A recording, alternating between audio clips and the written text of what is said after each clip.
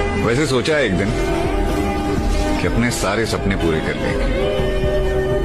वो जो ख्वाहिशें हैं उन ख्वाहिशों को भी पूरा करेंगे और जो हमारे अपने हैं उनके सपनों को भी पूरा करेंगे। लेकिन तब तक एक लंबी लड़ाई है और हम लड़ेंगे आखिरी दम तक, जब तक कि जिंदगी खुद ना कहे कि हाँ चैंपियन, जीत गए हो तुम।